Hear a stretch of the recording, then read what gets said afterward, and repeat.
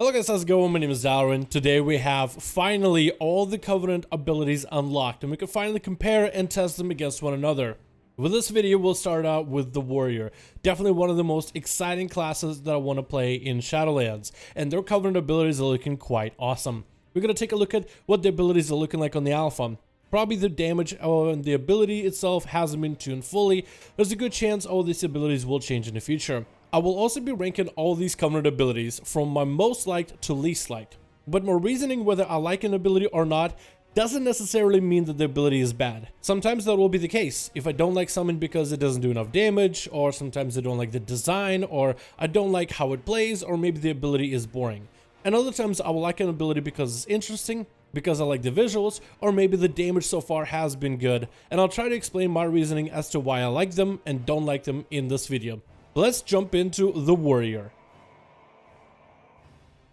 The first Covenant for Warriors we'll be taking a look at is going to be from the Venthyr faction. The ability itself is called Condemn and replaces your Execute with a stronger version of Execute that can be used to finish off an enemy, but also to open up a fight. Condemn does full shadow damage. Can be used again, as I said, in the opener when the enemy has 80% or above health, or 20% or below. And it'll function just like Execute does for protection, arms, and fury. As in for Fury Warrior, it doesn't cost any rage and rather generates rage. But for the Arms Warrior, for example, it can cost up to a certain amount of rage if you have extra to spare, and it does more damage the more rage it consumes. The ability has a fairly short cooldown for Fury, and it is reduced with haste, so it'll function just like the Execute, and it has all the benefits of all your other talents that function with Execute. Let's first of all mention that this ability looks phenomenal. The bloody executioner's axe that you're able to sling at the enemy looks absolutely fantastic. Honestly, one of the best looking abilities that I've seen on the alpha so far. The animation of your character as they swing their heavy weapon applies extra momentum and pressure and heaviness to this visceral, amazing looking ability. While a very strong ability that can be used on an enemy when they start combat and when the enemy is close to dead. This ability also has a beneficial effect of reducing a portion of the damage the enemy would do to you by a little bit. Very similar to how Discipline Priest in Battle for Azeroth use Smite in order to reduce a portion of the damage of the next enemy's attack. This ability essentially reduces the impact of the next ability by a little bit. From my testing, it does seem that if you're a Protection Warrior, this effect is a little bit stronger for you in order to make this more of a defensive choice. Condemn also has a benefit of Cleave, but it doesn't provide this absorption on Cleave, at least it doesn't for Fury Warrior. So it's really a single target focus on the damage reduction you take from the next enemy. For Arms Warriors, this is an exceptional ability to start the engagement of combat, because Arms is so heavily focused around Execute playstyle. With this ability, you'll be able to use your burst and impact it even higher with this Execute playstyle when the enemy is at 80% or above. So this will significantly increase the damage output of an Arms Warrior at the beginning of the fight.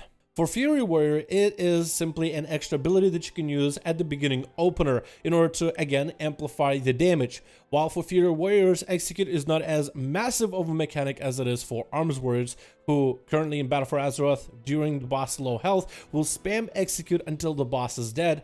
For Fury Warrior, it does give you extra rage generation to create a smoother rotation in the opener. For Protection Warriors, however, I don't think this ability will be at the top of your priority, unless you have extra rage to spend. I think a Protection Warrior, especially for defensive situations, is going to want to get the shield up to increase the block chance and spend the rest of the rage into Ignore Pain to make him as tanky as possible. So this ability will be kind of an afterthought and will be used once the other conditions are set ahead of time, since this ability isn't the strongest ability in terms of reducing how much damage that helps with prot. However, this ability does seem to absorb all types of damage, be it physical or magical. So if you're a Protection Warrior and let's say you are fighting against a boss that is mostly casting spells at you, there's no need for you to raise your shield. So being able to get that early Execute and pair that together with your Ignore Pain might actually be quite valuable. So this ability is very situational. However, the damage it puts out and the gameplay that it offers, especially in the opener on the enemy, really changes how warriors play. Overall, I think it's a very visually pleasing ability, a very interesting choice. Overall, I'm actually a huge fan of this one. You also compare this ability with the Venthyr Covenant base ability, which is a teleport. It's a short distance teleport, but it does allow you to reposition and can be useful in certain fights. I feel like for a class with a lot of mobility like Warrior, being able to teleport at a moment's notice in order to avoid certain mechanics could actually be quite good. So this paired together creates for a very interesting combo. The next ability on the list is going to be from the Night Fae called Ancient Aftershock. The Aftershock is an ability that's on a 1.5 minute cooldown, so this is the first ability on a CD. 1.5 minute is pretty short cooldown.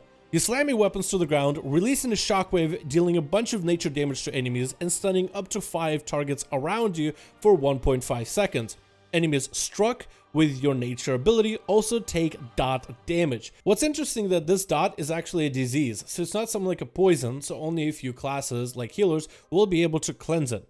And as enemies radiate this dot damage, it also gives you back rage. So the more enemies you can hit with this ability, the more rage you can essentially get. What can you say about this ability? It's a big old slam. It does give you a little bit rage, so when you're using this in combat on single target or AoE, this could potentially help you do more damage as a DPS. And this potentially could give you a little bit extra rage for survivability as a tank. But this strictly, I feel like, has primarily offensive pressure in terms of the AoE combat. To be able to slam this ability into enemies and try to do as much damage as humanly possible. Not a terrible ability, but I feel like it's kind of boring. It doesn't really provide you anything extra unique, but it is a steady ability if that is something you're interested in. To pair the Night Fae, you also get the ability where you transform yourself into a fox. That allows you a little bit extra mobility, but engaging in combat takes you out of fox form. While you are in fox form, you have a little bit extra movement speed increase, and you can teleport a short distance forward. This can be useful for protection warriors, fear warriors, and arms warriors to some extent, but any kind of combat or any other ability based on your warrior will take you out of fox form, which I think doesn't really synergize well with the playstyle of a warrior. The third ability we could talk about from the warrior is the Conquerors banner. This will be a Necrolord ability on a 2-minute cooldown. Brandish a banner on your back for 2 minutes, increasing movement speed by 10%. Causing base abilities, like for Fear Warrior Raging Blow, to grant you glory. Killing an enemy grants you 2 stacks of glory, which will be a buff that you will try to stack as much as possible while wielding the banner. Reactivating this ability plants a banner on the ground, creating an AoE area that will provide 20% maximum health for allies and 50% auto attack speed to you and 5 allies within 15 yards of the banner. Lasts 2 seconds per glory, up to 30 seconds. Essentially, this is a massive, almost like a bloodlust buff that a warrior can bring into a group. Can be wielded by protection warriors, arms warriors, and fury warriors. And this particularly sports the ability for other melee in order to do more damage. This overall is probably the most interesting ability in the warrior's kit, and I find it super interesting. When you activate the banner, you can actually use it for 2 minutes, so you can stack up this glory before a boss fight, and in a dungeon situation or in a raid situation, if you're able to stack up glory ahead of time from killing enemies or spamming base abilities, you'll be able to drop it at the beginning of a boss fight together with the rest of the melee. This ability does have an AoE area, so you will have to keep the boss near you at all times in order to take full advantage of it.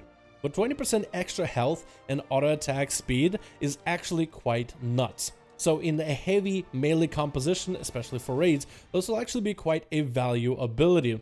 And I would guess this pairs super well with enhancement shamans because of their Wind Fury totem. So maybe you might be able to create a melee heavy composition for raiding or dungeon content, and let's be honest, dungeons already have plenty of melee as is. In PvP, this I think would be a little bit difficult to pull off, because again you have to stand in the area, but can be used defensively for the 20% health increase. It's essentially a very unique, very niche ability that allows a warrior to bring a massive utility to their group.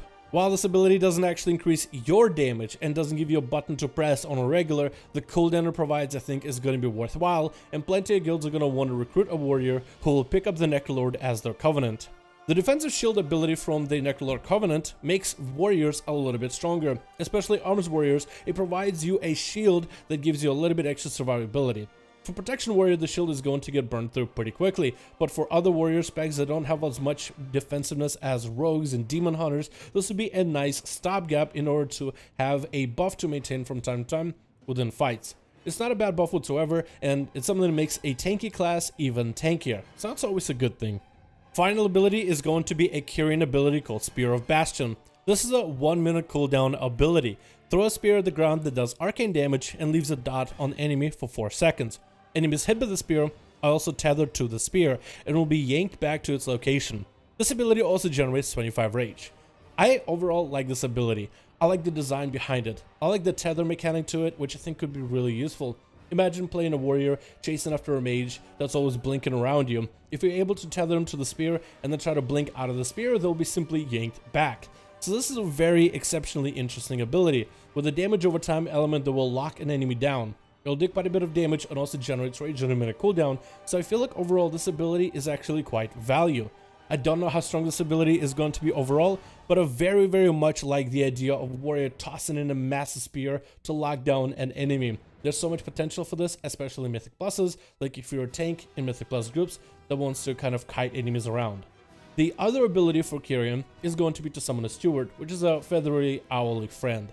He'll provide you a kind of like a softer version or a weaker version of a Warlock Hellstone, which will give you a little bit extra survivability. And also he can help you change talents on the fly, so I think this could potentially be good maybe in certain Mythic Plus dungeons if Blizzard does allow people to be able to switch talents within the dungeon run. So this could give you some value there. Overall, I very much like the design of Spear of Bastion. It's a really cool, very flashy ability, and it has some interesting uses besides just letting you do extra damage. These abilities are actually quite good. Very excited to see what warriors will end up picking for the Covenant, but now time to rank all these abilities. My most favorite easily is going to be the Necrolord banner. The amount of utility you might be able to bring as a warrior by yourself inside dungeons or raids in a specific composition is going to be absolutely insane. I love the look, I love the feel of that ability, and the things you can do with it. Might not be the best choice in PvP, but I guess we'll just have to wait and see. I love the group capability that it offers. My least favorite ability ended up being the one with the Fae, with the Stomp. Not because it's bad, it's just kind of lame and boring. It's just a simple ability that lets you stomp and do dot damage to a bunch of enemies. I mean, some warriors might want to use this in Mythic Pluses. It might even be the best on damage when it comes to single target. I just think it has probably the least amount of interesting mechanics behind it, so that's why I rank it as least. But it's not a bad ability. I can't really say I hate it, I just can't say I love it as the other ones. Thank you guys so much for checking out this video. You let me know which Covenant ability is your favorite for the warrior in the comments below. Thank you so much for watching. Let me know which classes you should also cover in the next video on Covenant abilities, and I'll see all of you guys in another video.